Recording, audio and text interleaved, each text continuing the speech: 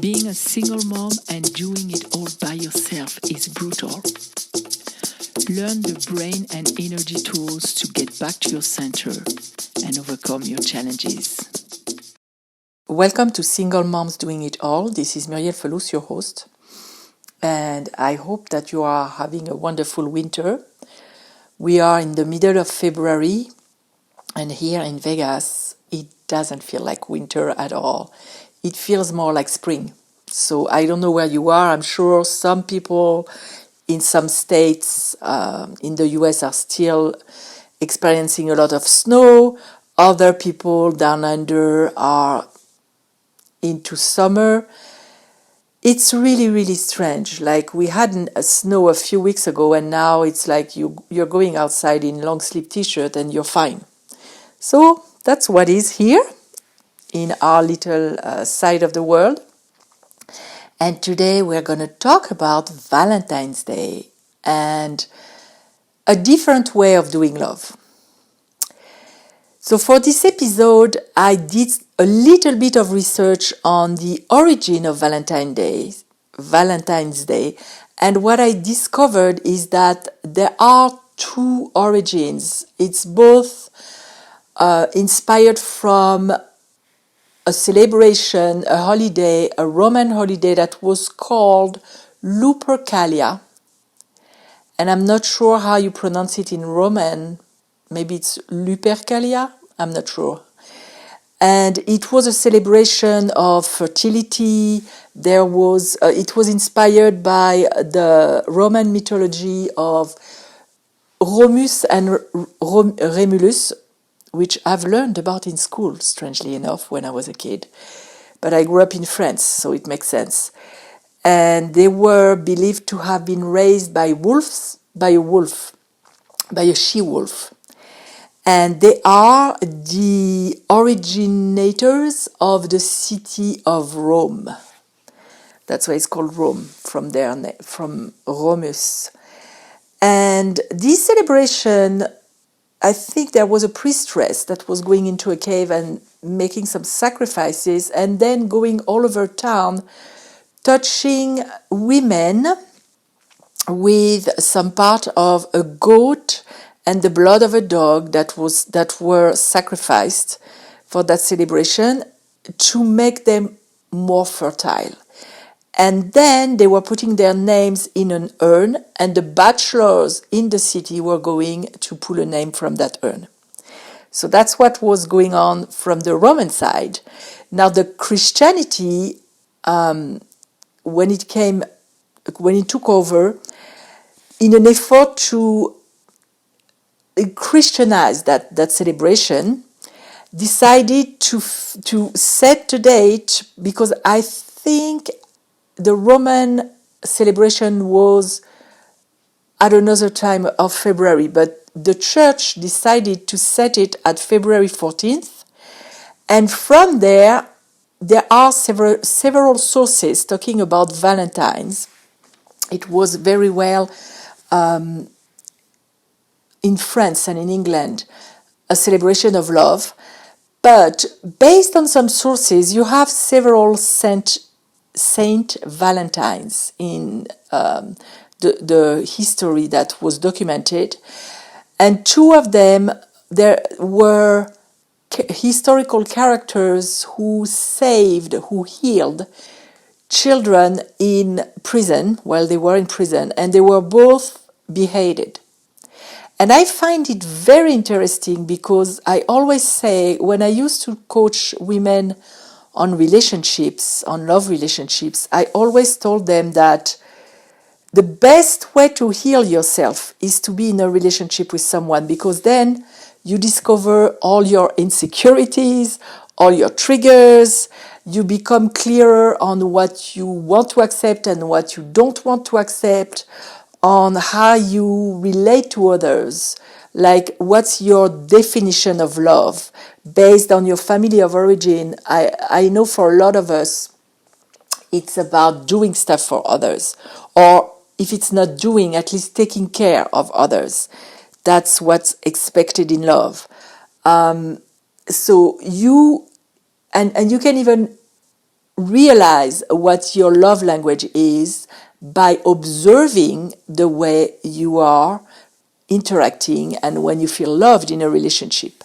So there is a lot of healing that can be attained through working with how you react and how you are, how you behave in relationships. And it's in love. In love, it's even more accentuated. In family, in friendship, everywhere, all across the board. But in love, for some reason, it's very, very accentuated because there is a lot of fear too.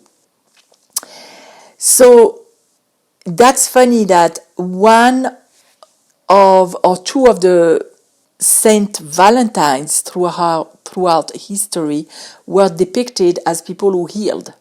I just found that marvelous. And there are other explanations.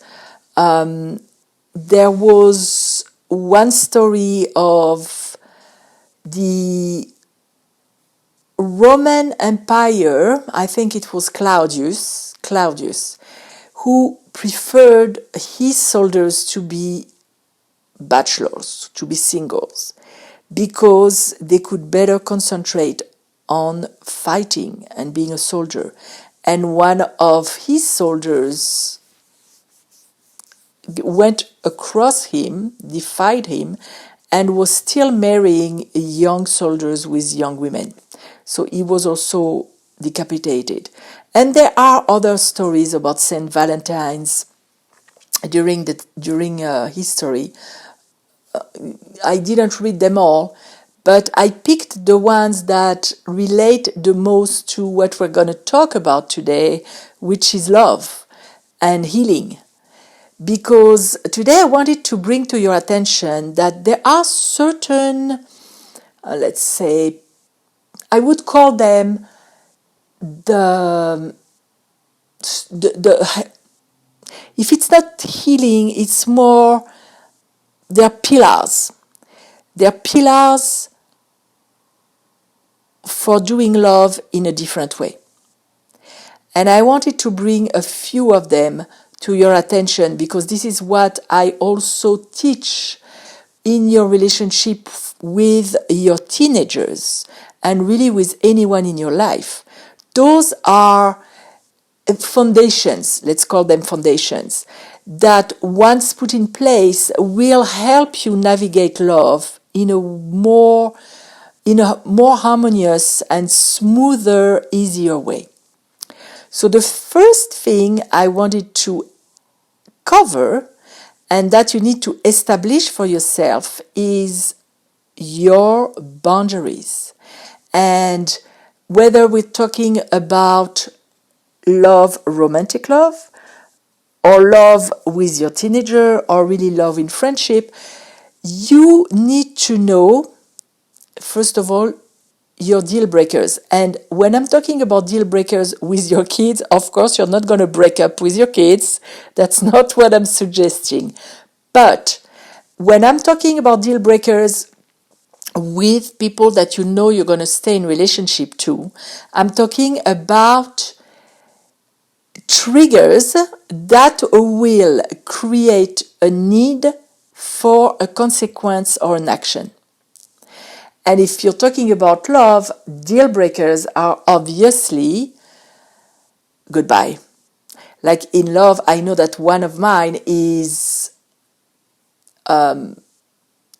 loyalty and faithfulness.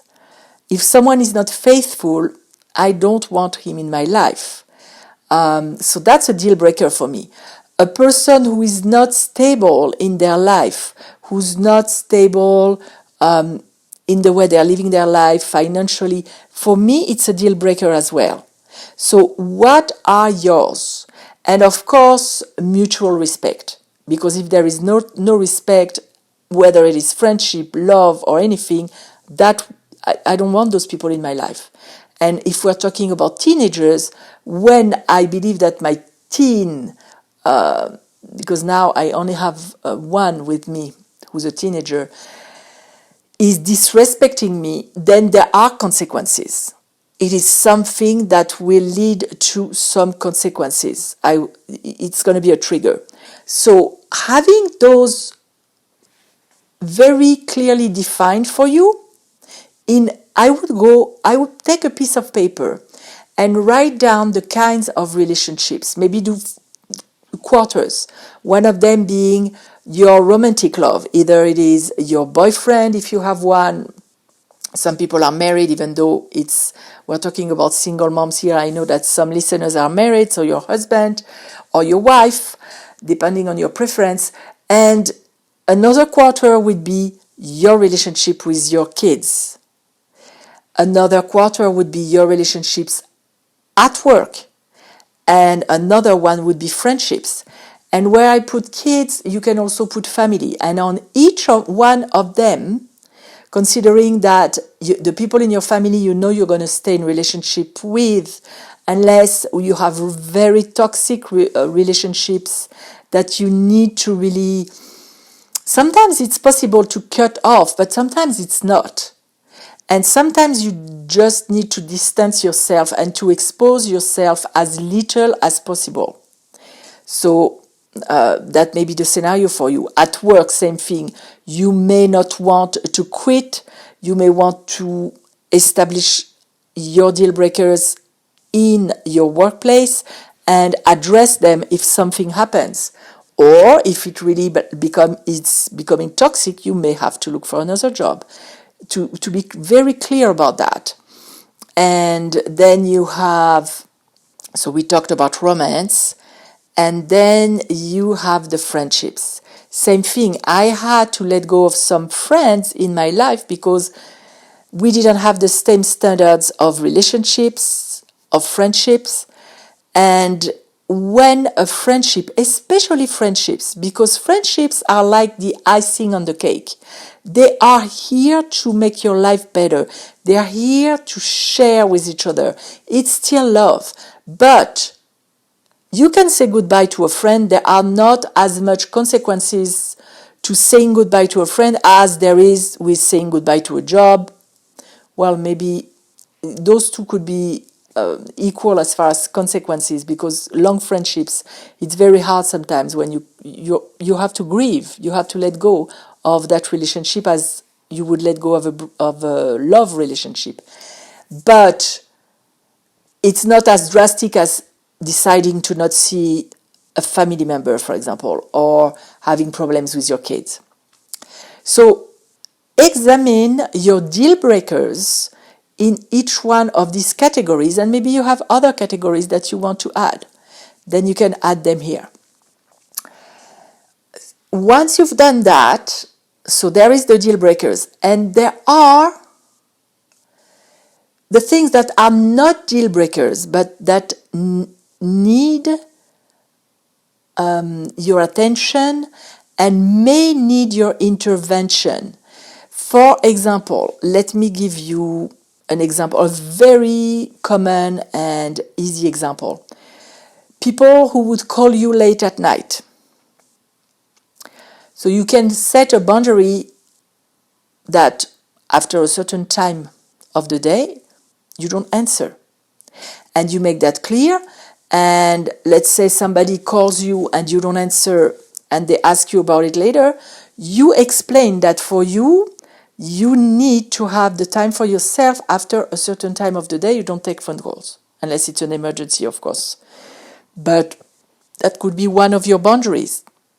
And as far as boundaries, we've said it, we talked about it in a previous episode with Nancy Levin, who wrote a book about boundaries. So you can go and look for this episode in my podcast at singlemomsdoingitall.com/podcast, and you can put Nancy Levin or you can put boundaries and it will bring up the episode. Boundaries, you set them and you maintain them. It's not the job of the other person to respect your boundaries, although that would be ideal, but in reality, it's for you to maintain them. Let's say the person is going to cross, there should be a consequence. And if we're talking about phone calls, if someone always calls you, when you told them, please don't call after this time, then you just silence the phone. Or, now we have smartphones. You can put that number on do not disturb after a certain time of the day. That's a consequence. So having boundaries that are clear, defined, that include your deal breakers and include your I'm not going to tolerate that. Or let's say, I don't want to tolerate in that format. You just need an adjustment. So that's one of the very important foundation in love, because then you don't have things happening over and over and over that build resentment that can damage your relationship. And communication is the key. I mean, I'm always perceived as someone who's extremely direct, sometimes a little bit too direct for here in America, because people are more delicate, let's say, maybe. Although I'm kind of gentle, but I'm super direct. So for me, there is no better habit than being direct with the people you love and your friends and everyone, really. Of course, it doesn't mean that you can yell and disrespect people. No, there is a way to express yourself. There is a way to be direct while respecting yourself and the other. So for boundaries and stuff like that, communication, direct communication is a key. Clear communication.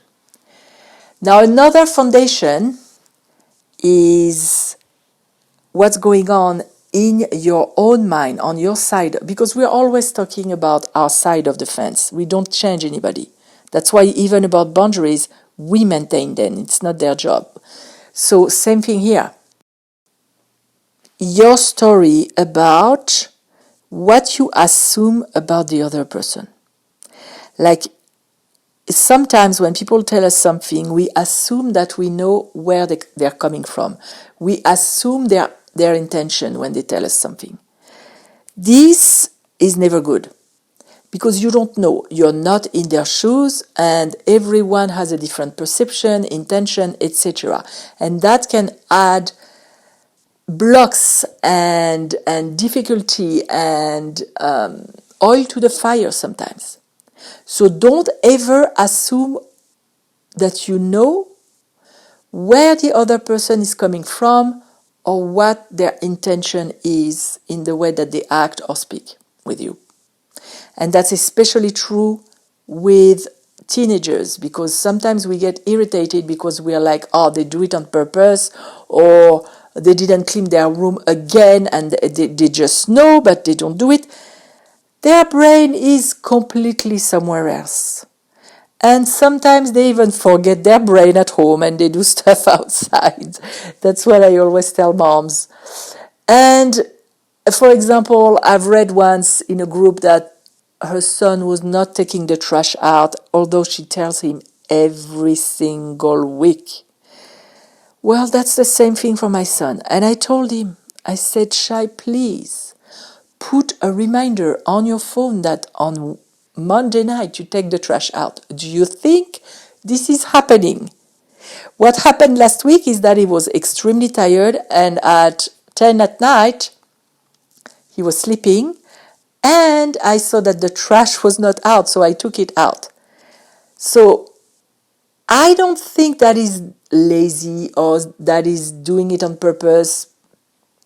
I just, he's a teen, you have to repeat. Next week, I'm going to put a reminder for myself to tell him sooner during the day to take the trash out. So don't assume why they do what they do or what they say, because sometimes it's a different world altogether, and if we're talking men, women, we don't see the world the same way, and even two women. I mean, I have friends who are completely different from me, and I don't assume when they tell me something that I know why and where they're coming from. I ask them, because that makes relationships so much easier, so much. Give them the benefit of the doubt. Give them an open door to explain. be open. The third thing I wanted to talk about is, I know I'm big on self-love, I'm big on self-care, I'm big on nurturing yourself before you can nurture others and other relationships. And that's a given. But I love that, and at the same time, in the self-development industry and milieus, it's so emphasized that sometimes it's a little bit too egocentric. It's not only about us. Of course, let's not forget ourselves in the mix, but it's also about giving and being generous with the other and having our focus on how can I love them? How can I give them? And let me put a warning first. Make sure you're not overgiving to a taker. Make sure you're on the same page. I'm not talking in relationships with people who are here to take and you're constantly giving. I'm talking in a healthy relationship where it's reciprocated, but put your focus on being there and giving to the other. And put your focus on being kind. Because sometimes in the way that love is described nowadays, it's more like a business exchange than a real loving relationship. In love, it needs to be both ways, but you shouldn't be an accountant taking a note of what they did and what I did and etc., etc. Be kind. When you don't know, when you start being a little bit too rigid or too stiff or you're going a little bit too accountant with your relationship, ask yourself, why would kindness do? Because let's not forget that we're here to connect from heart to heart, and in heart to heart there is no accounting. So what would kindness do? And that may translate into small attentions that even what just crossed my mind, making a tea or a coffee or something nice for someone that you love without them having to ask, just because you want to. Going and giving them a hug in the middle of the day just because. Just trying to really make their day a cocoon of love. You will benefit from it even before you give it to them. Just with the idea and the intention, you're already vibrating at the level of love. I really wanted to say that because I'm always learning, always expanding on my knowledge so I can help you better and help myself better too. And sometimes it's always me. And that's for sure. We don't need to forget ourselves. We need to nurture and love ourselves. But let's not make that the entire focus of our relationship. Otherwise, it's not a real loving relationship. So those were 3 things I wanted to talk about today, taking this opportunity of Valentine's Day. And if you're in my membership, we're going to work on that deeper. And there will be other elements that we're going to add to that. So that's what we're going to do this month for the live session. If you're not in the membership and want to check it out, go on my website, singlemomsdoingitall.com. And don't forget to be part of the Facebook group because we're going to do stuff there too. There are stuff that I do there like meditations or tapping sessions, so that's entirely available to you for free. And if you need more, I'm always there. I can always help you one-on-one. But there is already so much that I share here in the podcast and in the Facebook group that you can already start making a difference in your life. And today, making a difference in your love relationship. And since we're talking about love, I'm going to take you now on a quick energy elevator journey to go to the vibration of love. So close your eyes, take a deep breath, put your hand on your heart and bring your attention there. Bring your awareness on your heart. Breathe in love and breathe out love that you share with the world. Breathe in love from the universe and share some back with the entire world. All your sisters and brothers, human beings. This planet needs so much of it now. And get some back from the universe and share with others. And inhale some back from me to you. I am sending you love right now through the waves. And send back.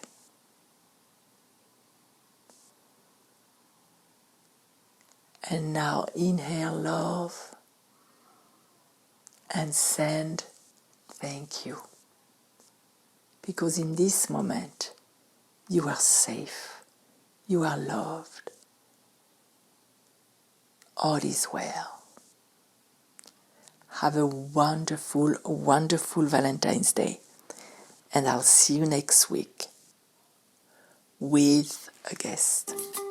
Being a single mom can be challenging, but you don't have to face it alone. Join our community at facebook.com/groups/single and doing it all and receive tools, tips, and free group coaching.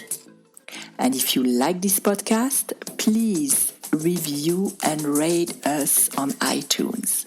I would really appreciate it.